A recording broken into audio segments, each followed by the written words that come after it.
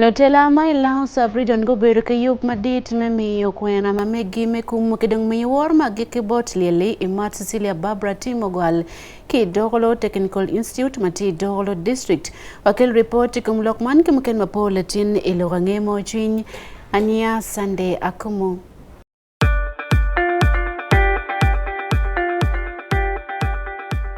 At least the one thing for now we can all agree on is the soap to use. He likes that it's big and lasts long. Anti-economy. I like that it keeps my skin smooth. Ate Alina Echovu. And the children like that. It smells amazing. Everyone is happy. Movit soap comes in 4 fantastic flavors. Movit family soap is truly soap for the whole family. Movit. All day confidence.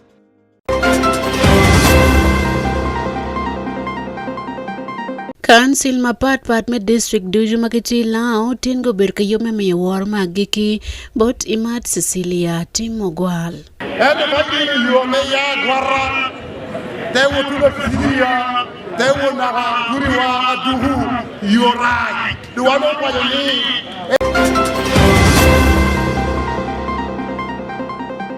Lotela mai gulusito katke yup me rayo muchor kite dayaro weki jokli mapol me doro teach. Yes, we are going to eliminate because this city is developing.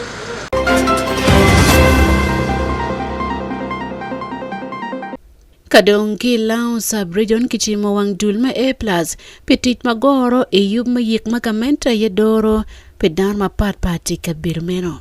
You know, in Lango, we cook our food at the funeral place. Yes. We slaughter cows. Yes. We don't bring meat from Kampala. Yes.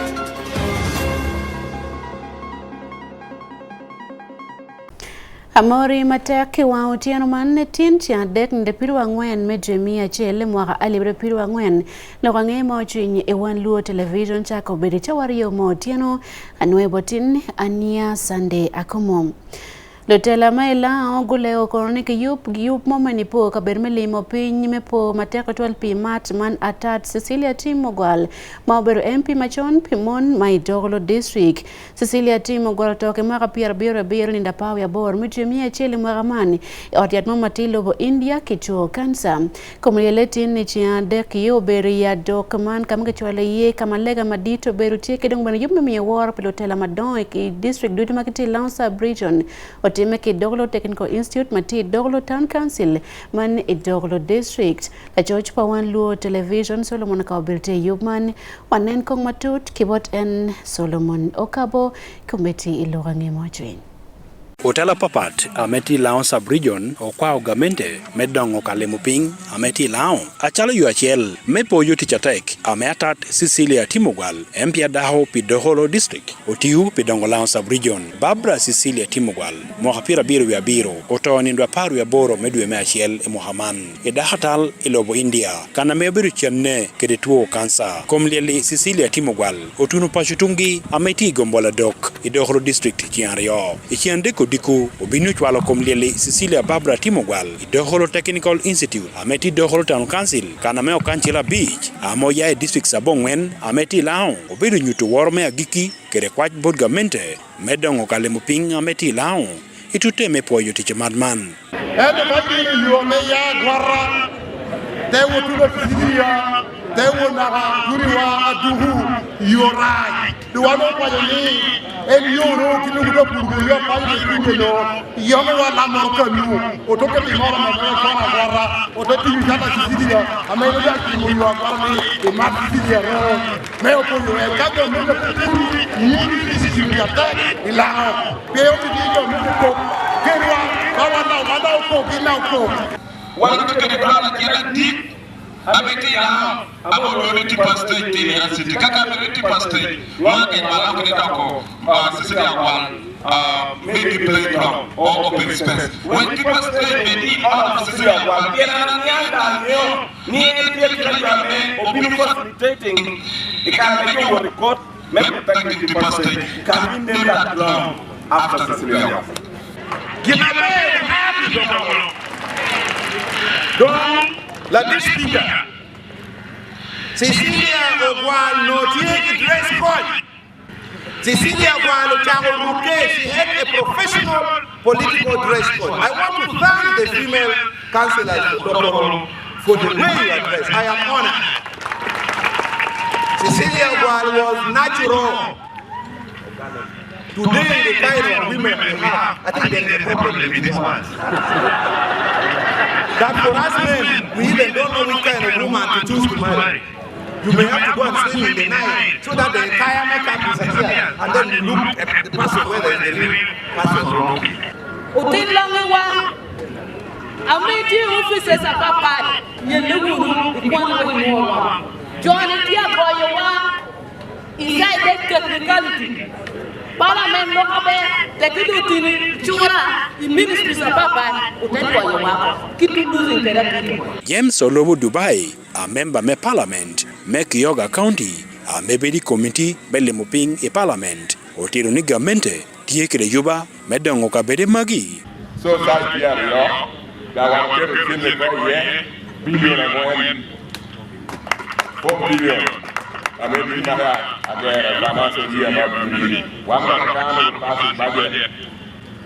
Now, Mario, teaching the center of Uganda. I mean, we are more billion. Amut Pewanluo Television and Solomon Okabo, Idoholo District. Thank you so much, Mr. Speaker, for making me take president. Afoyo nano report kibot Solomon Okabo kon yup mamiya warma giki pilili imat man atat Cecilia Barbara Atimogwal yup mekaniko mbokara ti botin Iwanluo Television chambi chelman nindipirwa biro mejumia chele mwaka alibiripirwa ngwen iya dok mati Doglo District. Memete kilo wange mo chuindo tela mai gulu si tikitiki yup me chako chogo muchor kumji muken matino tian wake metli maki joke bol wak mai tedero machalo muchor machiero bot gulu city council yup tie me chako chogo muchor kum kalwako mor ka kidong mor ka maki chungwa tai ten yo kiben le makila ta wengi bekeri ye fine wake jok muchor mauromo kibol wak magiti city man la George Iwanluo Television man Ismail Jacob Jones Kelly report man kipere tere juju. Chiek man kau chakuti big konya matek tuan megwako leo Megulu City. Innocent Hahim B. Sibwe, Town Clerk Megulu City. What's your name? Ordinance man makitika katikwedede. Tietwan gum matek tuan lok me leo Megulu City. Kitung Chen ASP Patrick Lacero Tika Mati OC Traffic Megulu Central Police Station. Uchiro matek tuan Gulu City. No omiergo gwake matek tuan Lok mamaro lok kom kachuk pa boda. Yes, we are going to eliminate because this city is developing. We don't want the situation which is in the capital city. Borders, police and other security agents have tried to push them out of the city, but it is a failure. But ours, the earlier the better. We shall not entertain. At least very few, maybe to help the disabled people. The diet osero watine. Gulu City, mir gugwake wek city man, peo bet chado kampale kom karaman. Realize some of the roads, much as we also need the revenue from parking. We feel some roads are too narrow, cannot sustain double parking or parking, all roads to have parking. So physically we shall be going to disagree or agree and recommend the roads that should, all streets that should have parking and others without, especially some other area which are already having residential area. Kan sila mukene gen gu jole matek tutan chiek man manyen ni mat kichok kikati kwede ni en to gu wajeni lok mamako lok kumle kagwakone food bi bere pero pika manok bot Gulu City. That within the city there are some vehicles which are for business purposes, but with a very dangerous mechanical condition. Where do you put them? Because their pollution is excessive. Exemption clause should be for people with limited mobility. They should be exempted from those such places. Is there a way that we can also consider it as one of, I don't know how it can be brought in, but really to save the situation because we are losing people to that. Should somebody just wake up one morning and just put a fish pond everywhere? Kitung Chel, Isaac Singera, Kare Kona, Mati Principal State Attorney, Dako Aki Ministry Manana Lokum Ngol Mati, Kidong Lok Mechik Melobo Uganda, Ulego Gulu City ni Mirgun Guket Kabero Mo, Piconyo, Peroma Poratura Machado Mach. In consultation with our brothers and sisters, when you take your concerns, they will sit down and say, let's now look at national water and agree with internal affairs and say, yeah, you thought it was the one thing. It's a whole chain of stakeholders. National water must give you the approval, I think, police, internal affairs, and then the local government of city.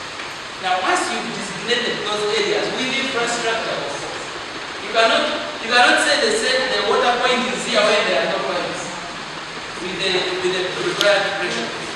Then, at that moment, you designate the street and we wipe out the possibilities of any business, street parking, areas, because that is where police runs to do work. Jane Francis Ukile, RCC Megulu City, NML Beruelo Mawara, Ikara Me Yopman, Piloka Ngamuchwin, Piwanluo TV, Igulu City, and Ismail Jacob Jones. No dela kidul maikero meneno yub medor mabe kan komlieli imat sila timogwal nguchi mwange dul magamento mi yedgin teach menene komlieli make kan yo mopore kiluongi ni A+ komiti man tela pawon kom megi man DJ Melira City Lawrence gole gowaine monotien mapol le kokoti kom dul man magidor yub mekan komlieli magamento yetika dorne ni pegitimo je mokene kit mamete kwere la bola geno waine monopage madit ma oberutie kar me yek machon mauti me lao lokom jam kidong gina marika bero obero nok kiching dul me A+ longmana katka choke menene ki yubo kono yub mau por tual pilwak me lao kidong Uganda olo iye koliele imat Cecilia Timogwal wakili report mapol keyboard Hudson Apunyo enobero Ilira City kakeli report man. Ikara meka choke mauti meke gang palato mati Russian quarters Ilira City ching baraja komiti mano wani mono lokiti matere kom dulme A+ magamento mi bodgenti jmenene ki yubo yub melielman piene karmo karangej ki mi bodgenti makitman ento de konyocham oremo wako lukumo. Geno wani mano time karmi yeko lile langol kop ruby opio aweri madul man go kelo chiama de tiri kibene ko miyo chamo dano manok ke moro kama oberu maporo makono dano mao yero matektual te kwaro palwak mailao. Levio okodi omin awer madite o wani mono gichieme ki la tela nyo la wang A+ yubman dok kinoni no gitikili mamior kuchul chiling million pierde ku bier ki dien ya bier mokene makene re yubman ki wigu chumpingo liman nyo chama kitman poro malwak kun gamento miu chiling million mia bichel kulu e pikar me yeko eno mege game. Breakfast, lunch and supper. And we, on your behalf, contracted service providers to do that in senior quarters, in Kawanda, in Kampala, and Agwata.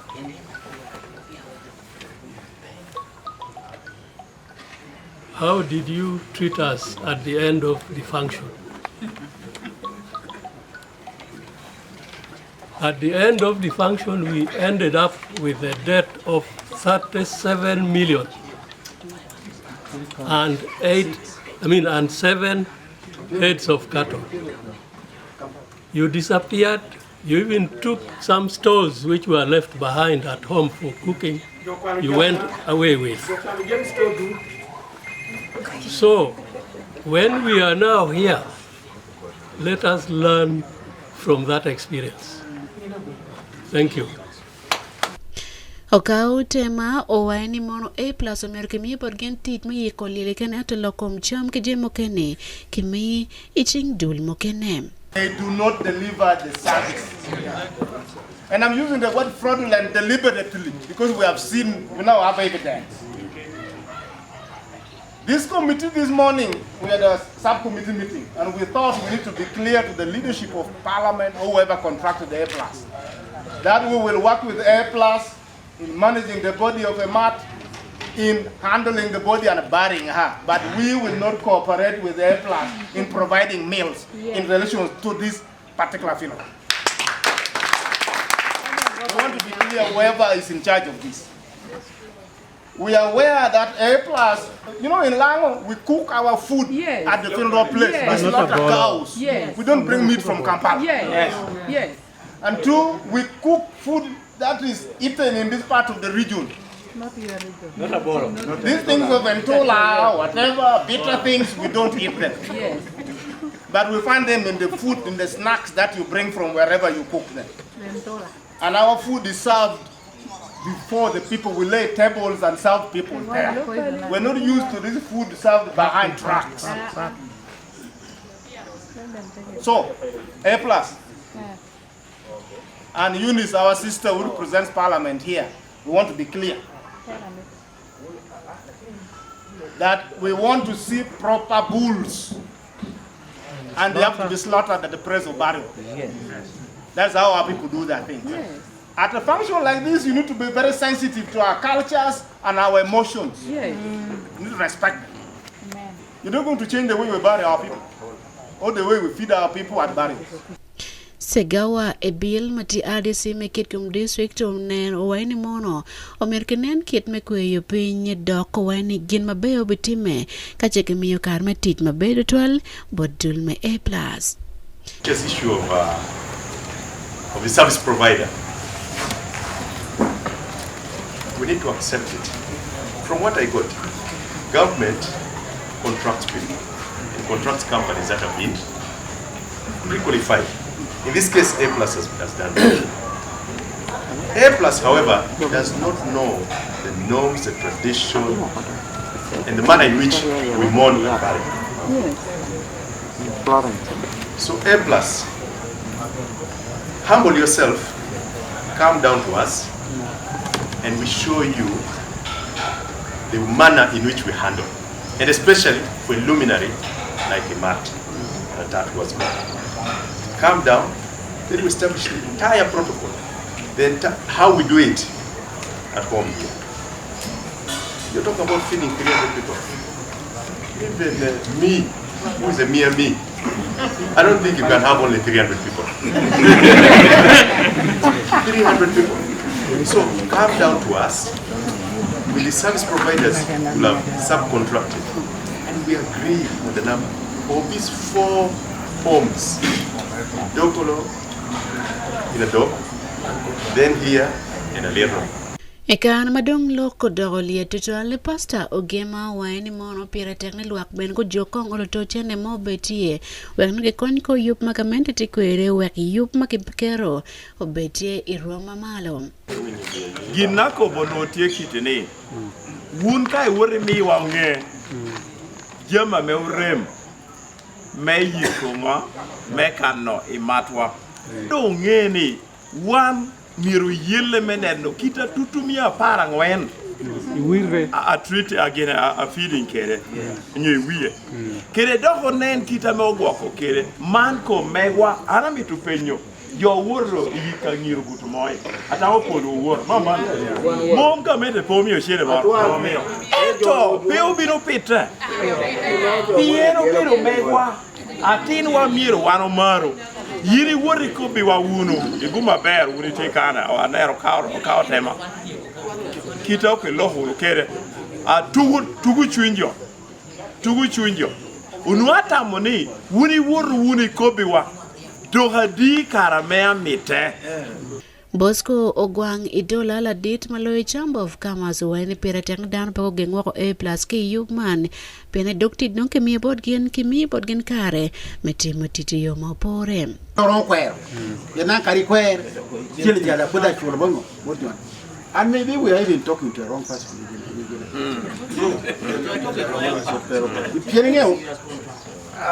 Kakuno boss may tie and no camera game one more thing. But otherwise, this man, Dan knew that Yakubu Gidura Mengo. I mean, 9 the same thing is One budget with him a pack. I'm a paid up per copy of visual body. Oh, I want to use what in why. Come over, you make a pile about this. That said by the kind of we said by you know, walk you very pilican. You never pay. Chariam. Anna boy petting in a court. Beatrice Okelo moyo kinying ni Imat Apuli owaini mono polkare dulman bena peke muted mo matiati gineno ikarme yeko lieli kano Charles Kelly ngola kama beni cham o kuremo wakadana ta kun gimiyo diya pao ya bor kolo peyo bachele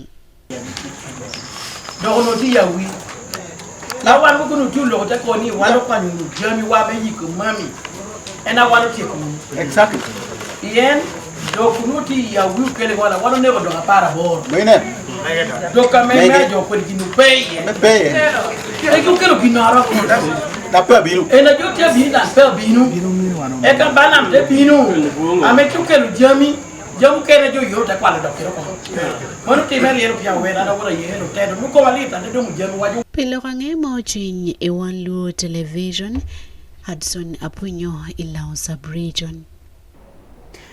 Here report makene makati kila oka makiloni ogora kama enmego no imat sila timo gwal aye gutiro yala wekara mokene manyien dog la telema bichel pekara man yeo time nyim la dit makono bodoro kara dak en boberu tie pe mwaka bit mateka bina nyim itelo mekara ogora la dit kilo tela mokene mekara go beru tie yupman go nyoka tama tutikum tela megwoko tekwar palao Jasper Igwel ena yobeke report man kipera tere duji kombeti iwan luo television itika neno yup melo ange mojin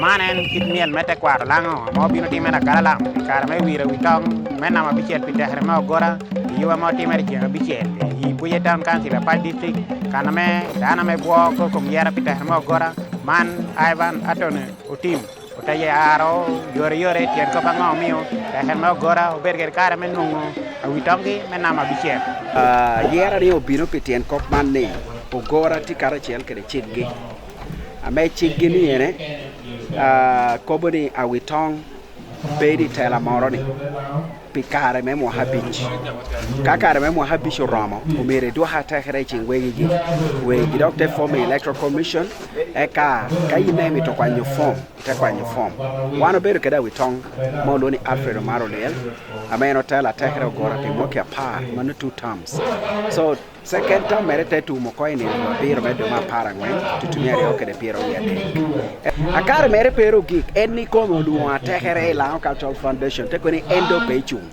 ende mitni atekere yera witong anyien yonga witong mena ma bicha me nuti kom kare me tela mere tumo ko tenungo ni jo kwa inform mebedo mitubeda witong bedo Canon Richard Ogwango Diero metino ti wire ni karachi elkere Bonyo del Goras Patrick medo holo eka do wano tia tera tien gindu no karchik me electoral commission ado mitutero gichalo Saza Paul mewo bitukwi ngata malungo ni Patrick del Goras medo holo there's a meeting to electoral commission in writing kun koboni enuoni wek komin neredo tela tehere dong chalo chi ye kakanor kiken utenuongo ni karanga dong kanona wopiem kere so inyima tehere karachel kere council of elders nyoni togo mogora wando te declare Canon Richard Ogwango Diero anopos tien ngator do mire chukere pe man chi ye pe onuo a formal complaint nyoni ngator cho balo borwani ko ribera witong achale electoral commission an pe anu balo yera witong mena ma bichel amo bin yere Richard Canon Ogwango Diero achal dong witong meter mo gora mena ma bichel iwa me wire mo timere pahitura meti buye town council ya pa district che bichel kon won nyaki won deo melao yosam odure bir an mo beda tie iwa me wire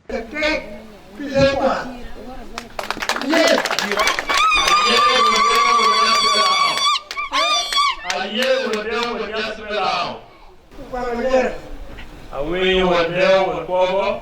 Iko mzuri, iko mzuri ya kumijoro. Uluki bagiro. Apa wadeo kerwan yasi yodani lugu chik payot kom rusyo. Iralewa war kereta dal me ponyi jo kerme ko pasyu kerkom. Kien menen kerme ko moto ada wan mo remoge. Pema dan jemki kacok to. Now, here one okay. The program, Ameti Mahapi, your 5-year development plan, Meta Road or Border Transport, Jet Mara, Ticket Ameti Kabatu University, that jail is the one school. Pimito moko karicha to gwango diero dangyo jama metime te kwar melang pon nyachi yosam modur bino ber ker kar meyo Richard gwango diero ti jami mago nyim luak ka kwao jama metime re te kwar melang la ka chon ka wo ka nyim loy ka wo ribara te ko lelo to ge jama me ke le ti te kwaro lu ge ke kwaro ame ko la ma te ne ko yo ti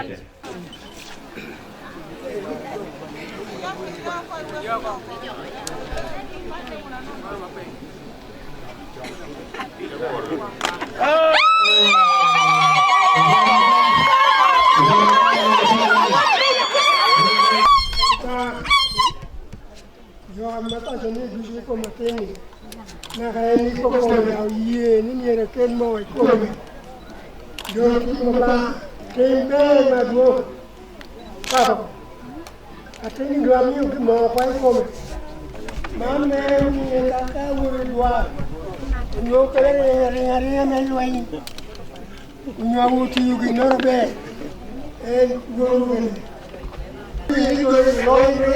Aguinho. Mano Lorenho Copian. O Lorenho Copian. Comprou, o Lorenho Copian. Toca bem.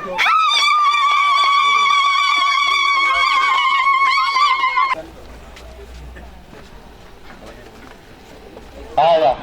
Copian.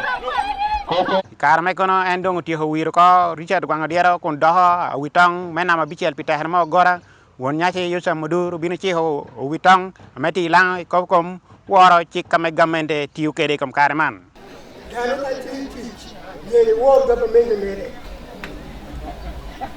ye wano ti te lo tama government don yo pe wo wi li ko government kada wi ko government ko ngata wi balle Richard gwango diero yonge gamo tera chala witong menama bichel pitaher mo gora en kono bini chana yore ngame e binu wotimo pi ogora ina chela mo tiu ko ya behere jomir note ye tela nyen amene kari ruode wa kari jago wa pebet ya me bor ya dwora ponyir romjo ponyere ko yot ko ponyere ko ponyere me tikere lobe yora be ya pe yom ne yona mo kar ne no ber chatu loba charre shawadu er lo me teher pe mir char kar ko char lob no de ame ukwari wa we no don pe ateher pe to bera be ame to ko dini tele ni gani betu ba de ho tere hore ite teher gora na hakora de ge tu hiya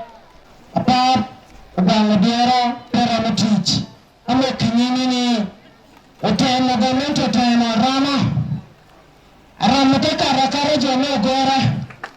Apa ini? Uitong atikan. Kira papa won yasi. Utung wonete. Wonete kwaro. Melao. Peki lorwe. Jaki nyom. Jaki aname wanero nera bane.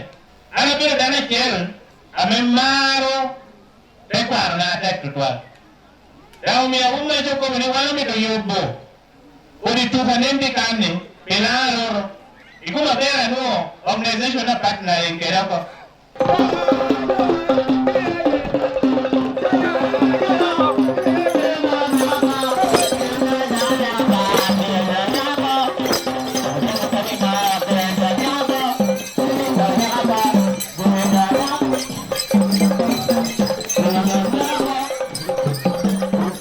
Ilo hange wando television aspect ya patch district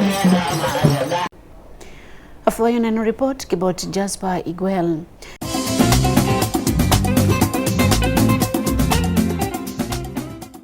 Ilorangea mama biashara lokumrat payo maki kin kubu kin wak maya ruwa kinebi tilo kedai chuin wak mai te derom lotela kel wakok ne mantika balo biashara ke bene wot padano menongo kon meyot kom tier gang kon kam ken mapono pikitego ikwo meneno duju la mewa Robert Ariaka keli report man kipere duju Gurima ake ruwa chere nebi futi marajutwal kun mantie kabalo biashara padano mapat Jomatiyo ki yoman tutwale jomatimo biashara longwaj kimotaka kipire gen wajani peroti matek ketika tero kara peraj pa yoman mamotaka ngwaje kwe remote kalukuo binati kakwalo dano tima buti MP Miarua City Division owachi from Pakwach to Arua and also the road which leads this country Uganda to the neighboring countries of DRC and South Sudan, right from Karuma, is in this state as we see. We have raised this on the floor of Parliament, we have engaged the UNRWA, we have written to the Ministry of Works and Transport, we have done everything, but this is the state of road that we have for this region. Iloke enometi nigamento bino chwalo chenne maromo biliona chiel mineno kitmake yuwo kwede man ento wakumbeti petiegi moke ken maketimo kono gwakdo dul manotika yupo man okwanyo yuki nebi okelwo lepi ento akiu lepi michera rua petie tij moke ken makechare iye. The whole of last year this contractor was on this road, maintenance from Nebi to Arua. Every time I come I find the status of road the same. I moved to the station manager of West Nile, who is based in Arua. And he calls the contractor tells us that he is coming to do work, he is coming. He will come and do some 100 kilometers, some 200 meters of work, of maintenance on the road, some filling a few patches here and there, he disappears. Iloka tima ena wachi yo matie Kampala kirika kikok ni vutie ye maduong nyogen makluani potholes inoni Miarua papate tie. You can see when vehicles are moving here, they slow down, there are breakdowns here, there are accidents here, people lose their lives, people lose property, vehicles break down, people are repairing vehicles. I want to appeal to His Excellency. I am petitioning the office of the president to do something about the poor state of road in this region. Jomatiyo ki Godiman beneguno kar miloki Wanduo TV kongen go wachi. For us, we as a boda we face a lot of challenges on this road. Some of us,